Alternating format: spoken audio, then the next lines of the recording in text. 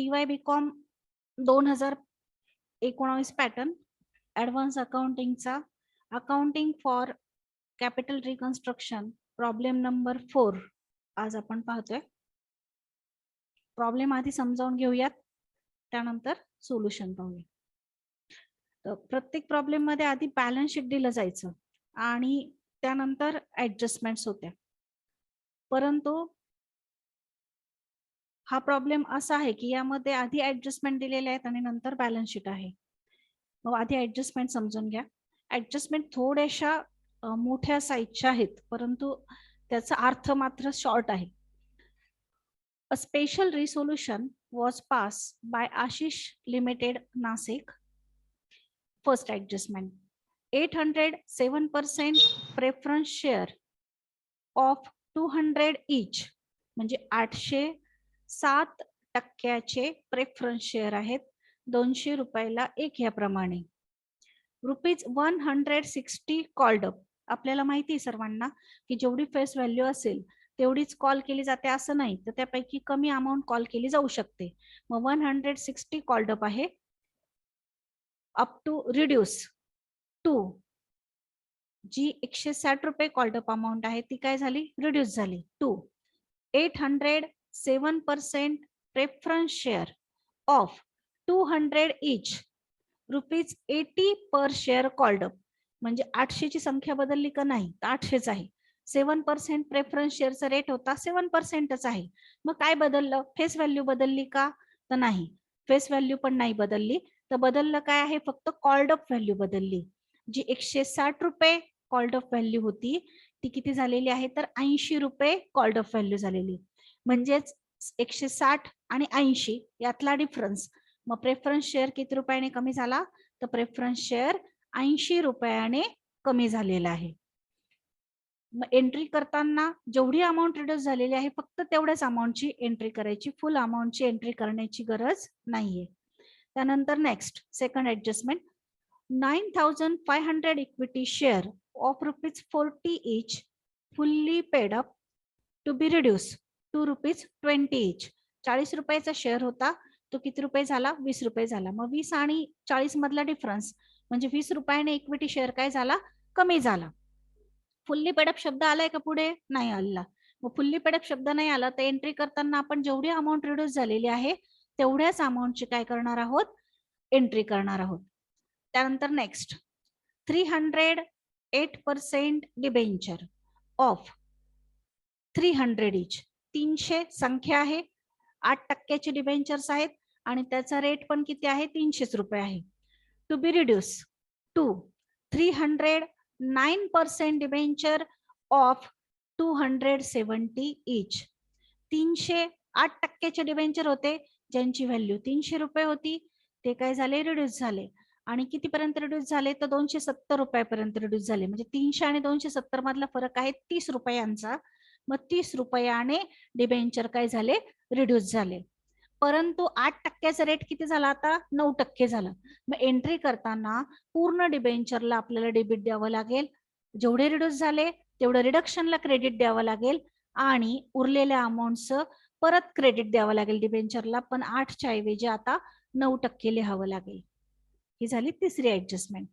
चौथी adjustment, debenture holder agree to forgo the accumulated debenture interest due to them.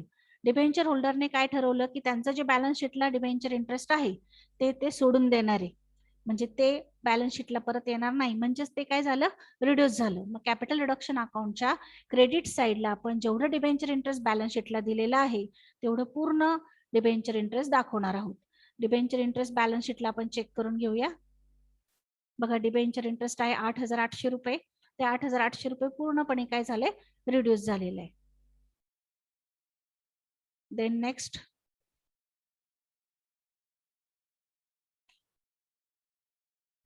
Sundry creditors वर adjustment आहे. Sundry creditors agree to forgo 30% of their claim in exchange of equity share of 70% of their due. Sundry क्रेडिटर्सने काय ठरवलं, तर 30%चा त्यांचा जो claim आहे तो क्लेम ते सोडून देणार आहेत आणि उरलेल्या 70% बदल्यात ते काय घेणार आहे, इक्विटी शेअर्स घेणार आहे. मग आधी आपण सन्ड्री क्रेडिटर्स किती आहेत पाहूया बॅलन्स शीटला. सन्ड्री क्रेडिटर्स आहेत 50,000. 50,000 30% क्लेम ते सोडून देणार. मग 50,000 30%, 5 तारीख 15 म्हणजे 15,000 रुपये सोडून देणार, कमी होणार 15,000 रुपये. राहिले किती, 35,000. 35,000च्या बदल्यात ते काय घेणार आहे, तर इक्विटी शेअर्स घेणार आहे. मग इक्विटी शेअर्स घेणार आहे तर त्याची आपण जर्नल एंट्री पास करणार आणि जो 30%ने क्लेम रिड्यूस होणार आहे ते आपण दाखवणार आहोत रिडक्शन अकाउंटच्या क्रेडिट साईडला. Then next adjustment, the sum available will be applied to write off preliminary expenses and profit and loss account balance. जे काही पैसे आपल्याला अवेलेबल होतील त्यातून प्रिलिमिनरी एक्सपेन्सेस राईट ऑफ करायचा आहे आणि प्रॉफिट अँड लॉस अकाउंटचा बॅलन्स राईट ऑफ करायचा आहे. ते आपण करणारच आहोत नाही सांगितलं तरी. आणखी काय ऍडजस्टमेंट आहे, तर प्लांट रिड्यूस झाला 15%, पेटेंट रिड्यूस झाले 40%, आणि जो काही बॅलन्स असेल तो कॅपिटल रिझर्व्हला ट्रान्सफर करायला सांगितला. मग बॅलन्स शीट पहा. बॅलन्स शीटला प्लांट आहे 2 लाख. 2 लाखावर 15% रिड्यूस करायचे आणि पेटेंट 1 लाख आहे त्यावर 40% अमाऊंट रिड्यूस करायची. प्रॉफिट अँड लॉस अकाउंट 99,000 आहे आणि प्रिलिमिनरी एक्सपेन्सेस 5,800 रुपये आहे. तो पूर्णपणे काय करायला सांगितलाय, राईट ऑफ करायला सांगितलाय. आणि जो काही कॅपिटल रिडक्शनचा बॅलन्स येईल तो कॅपिटल रिडक्शनचा बॅलन्स आपल्याला दाखवायचा आहे कॅपिटल रिझर्व्हला. मग फर्स्ट आपण कॅपिटल कॅपिटल रिडक्शन अकाउंट तयार करून घेऊया. त्यासाठी 4 कॉलम आखा. कॅपिटल रिडक्शन अकाउंट साठी 4 कॉलम आखा. Losses to be return of amount rupees, then availability of fund amount rupees. आधी आपण जे ऍडजस्टमेंट्स आहेत त्यानुसार सर्व पोस्टिंग करून घेणार आहोत.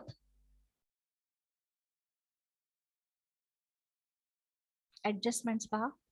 First 807% preference share, 807% preference share reduce.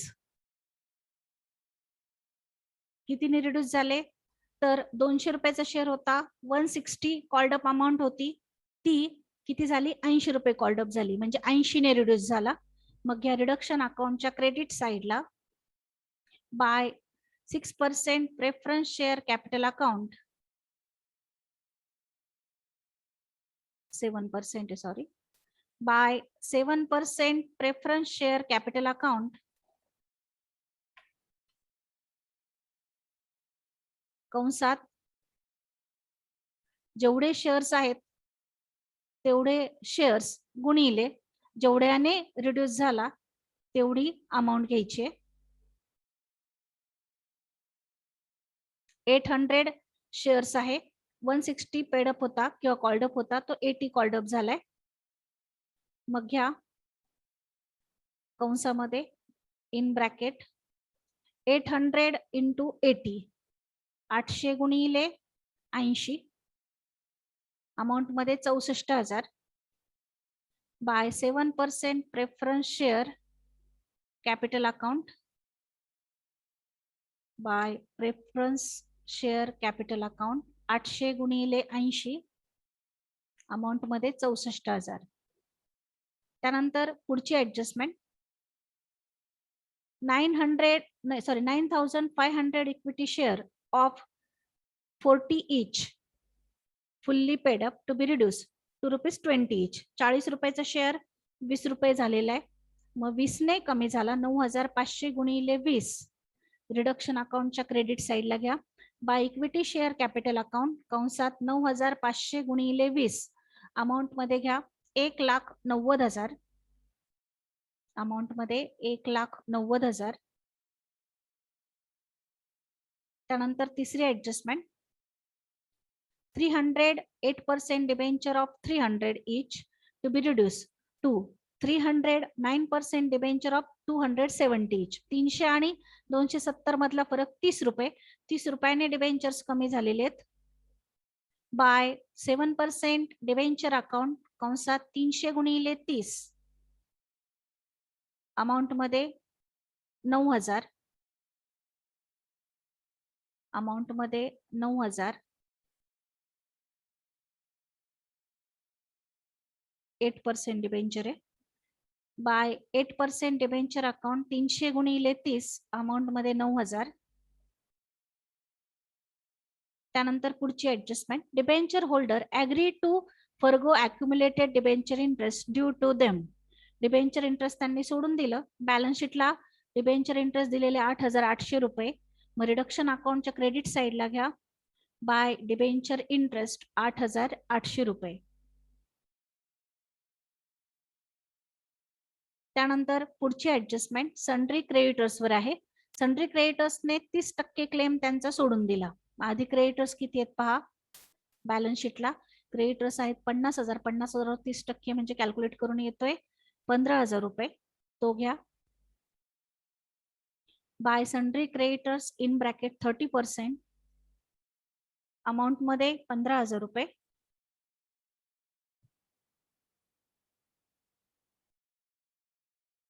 त्यानंतर पुढची adjustment, sum available will be applied to write off preliminary expenses and profit and loss account balance. Preliminary expenses आणि profit and loss पूर्णपणे राईट ऑफ करायचे. Plant 15% reduce करायचा आणि patent 40% reduce करायचे. Balance sheet पहा. Balance शीटला profit and loss आहे 99,000. Preliminary expenses आहेत 5,800 रुपये. त्यानंतर प्लांटवर 15% डेप्रिसिएशन सांगितलंय, 15% रिड्यूस करायचंय. 15% कॅल्क्युलेट करून 30,000 रुपये येतील.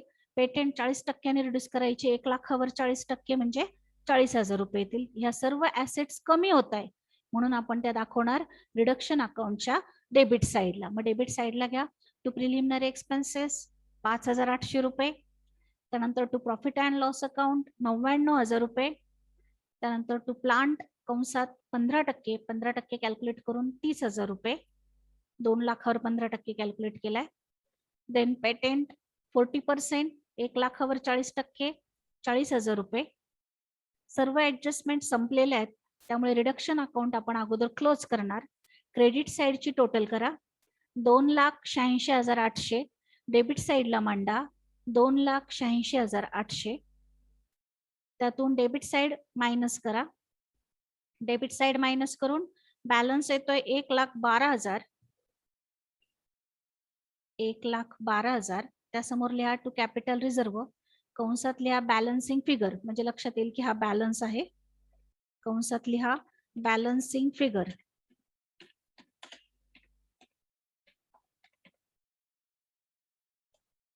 फर्स्ट आपण कॅपिटल रिडक्शन अकाउंट तयार केलं. सर्व ज्या ऍडजस्टमेंट्स होत्या त्या ऍडजस्टमेंट नुसार लायबिलिटी कमी झाल्या, फायदा झाला म्हणून क्रेडिटला दाखवलं. ऍसेट कमी झाल्या तो तोटा झाला म्हणून डेबिट साईडला दाखवला. आणि बॅलन्स जो आहे तो कॅपिटल रिझर्वला पोस्टिंग केला. आता जर्नल एंट्रीज. जर्नल एंट्रीज करताना क्रेडिट साईडची प्रत्येकी एक एंट्री करायची, डेबिट साईडची सर्व मिळून एक एंट्री आणि बॅलन्सची एक एंट्री करायची. जर्नल एंट्रीज घ्या. फर्स्ट प्रेफरन्स शेअरची जी ऍडजस्टमेंट आहे त्यानुसार आपण जर्नल एंट्री करणार आहोत. प्रेफरन्स शेअरच्या ऍडजस्टमेंट मध्ये सांगितलं होतं की फक्त कॉल्ड ऑफ व्हॅल्यू कमी झाली, 160 ची 80 रुपये झालेली आहे. म्हणून जेवढ्याने कमी झाली तेवढ्याच फक्त आपण जर्नल एंट्री मध्ये अमाऊंट दाखवणार आहोत. मग या पहिली एंट्री वरती नाव द्या, in the books of unfortunate limited journal entries. Date मध्ये एकदाच तारीख टाकून द्या, 31/3/2018. 31/3/2018. पहिली एंट्री घ्या. प्रेफरन्स शेअर कॅपिटल जे आहे ते कमी झालेलं आहे. जी त्याची कॉल्ड अप व्हॅल्यू होती ती कॉल्ड अप व्हॅल्यू कमी झालेली आहे 80 रुपयांनी. मग तेवढ्याच अमाऊंटची आपण एंट्री करतोय. 7% preference share capital account debit 64,000. जेवढी रिडक्शन अकाउंटला अमाऊंट होती तेवढ्याचीच एंट्री करतोय बघा आपण 64,000ची. 2 कॅपिटल रिडक्शन अकाउंट 64,000, 64,000.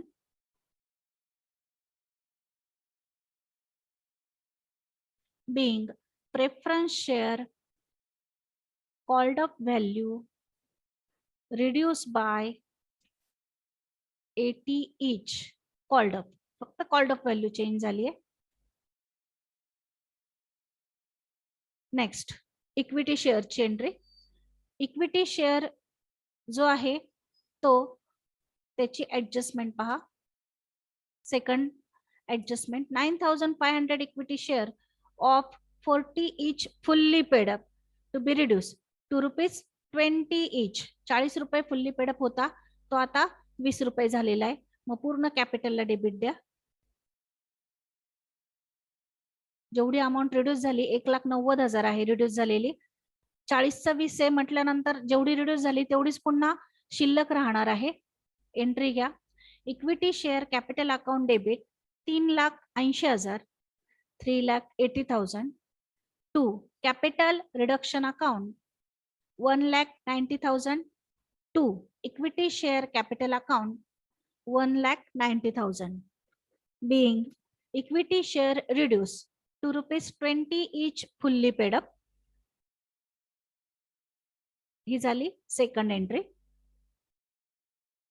त्यानंतर नेक्स्ट पुढची जी ऍडजस्टमेंट आहे ती आहे डिबेंचर्सची. 8% डिबेंचरचे 9% डिबेंचर झालेले आहेत आणि 30 रुपयाने रिड्यूस झालेले आहेत. जेवढी अमाऊंट आपण रिडक्शन अकाउंटला टाकलेली आहे तेवढी आपण एंट्रीमध्ये दाखवणार आहोत.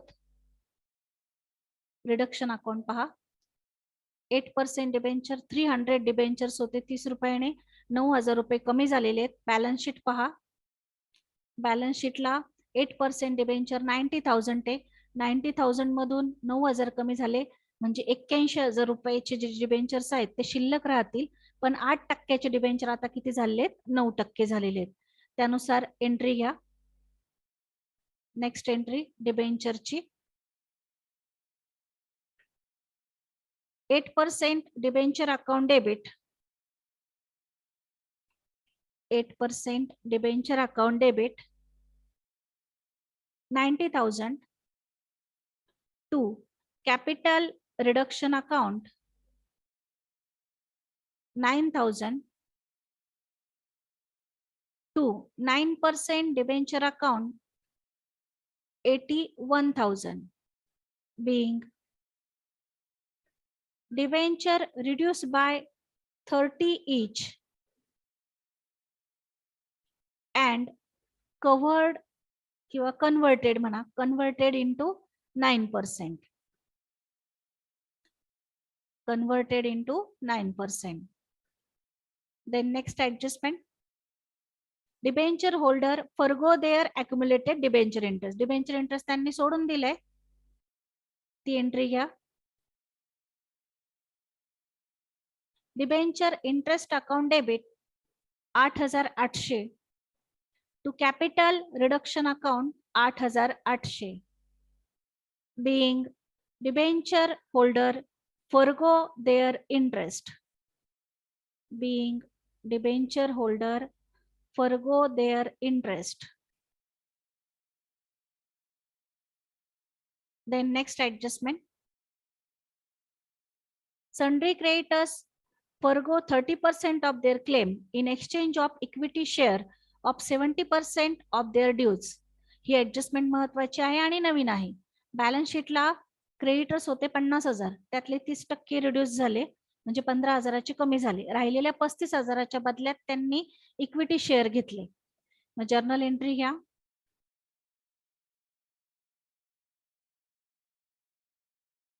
Sundry creditors account debit 50,000 to equity share capital account 35,000 to capital reduction account 15,000 किंवा अगोदर कॅपिटल रिडक्शन नंतर इक्विटी शेअर कॅपिटल दाखवलं तरी चालेल. 35,000 बदल्यात त्यांनी इक्विटी शेअर्स घेतलेले आहेत आणि 15,000 ते काय झालेले आहेत? रिड्यूस झालेले आहेत. Sundry creditors account debit 50,000 to equity share capital account 35,000 to capital reduction account 15,000 being creditors reduced by 30% and exchange with share.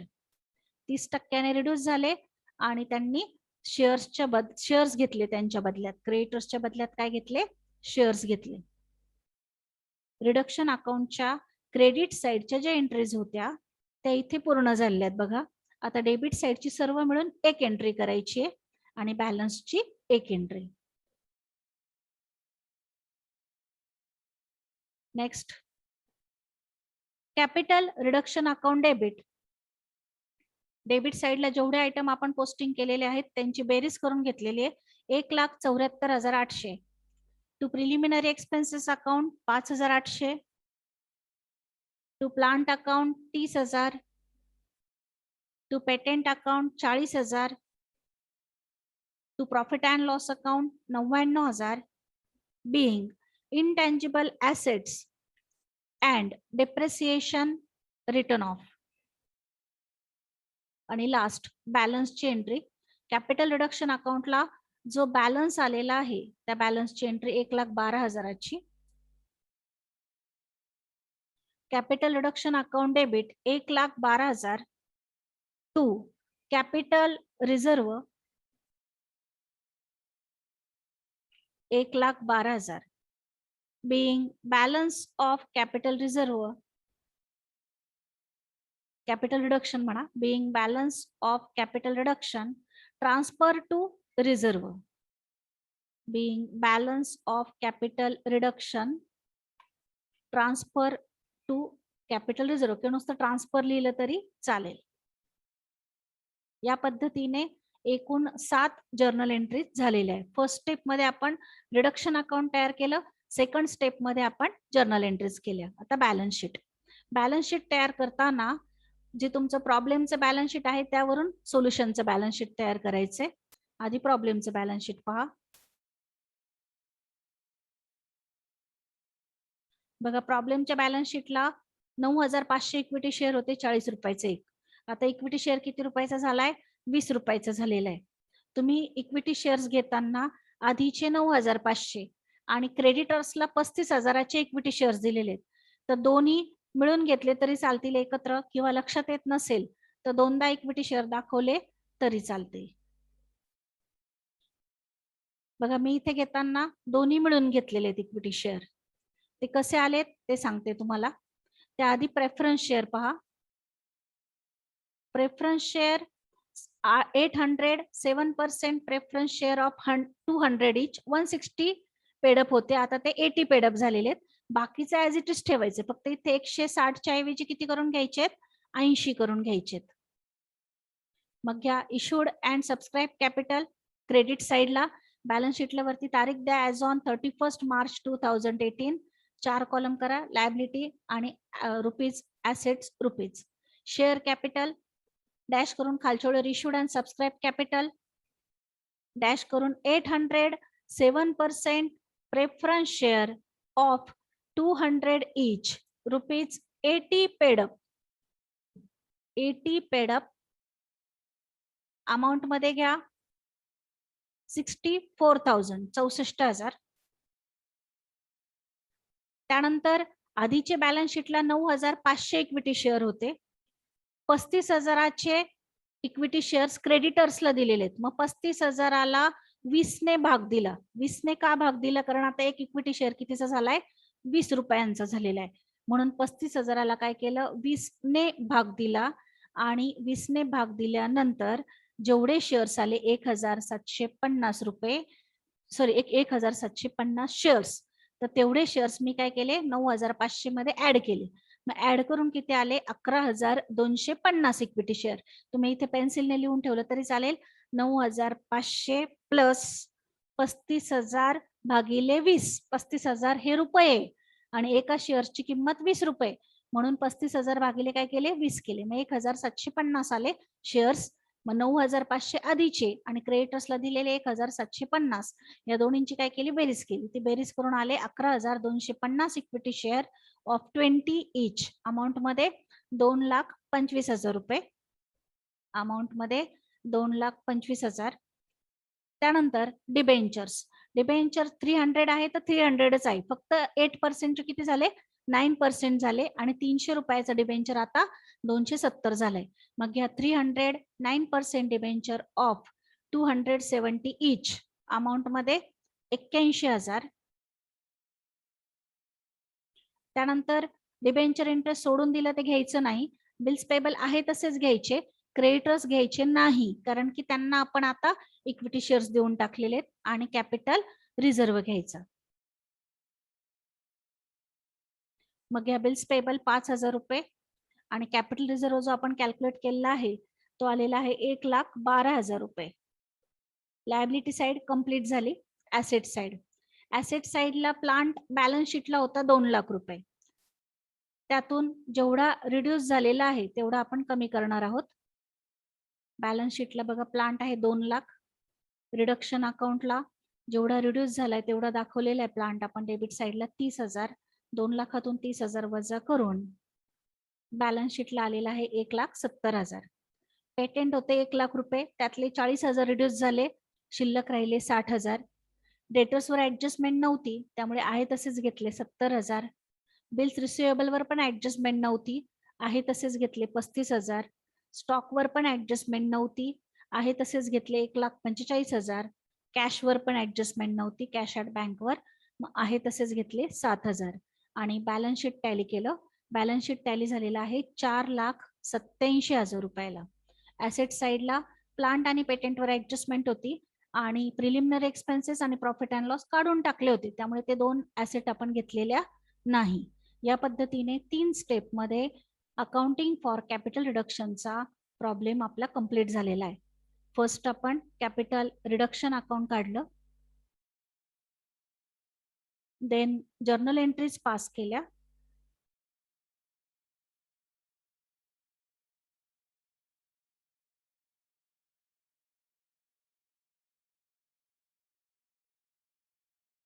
Journal entries pass केल्या,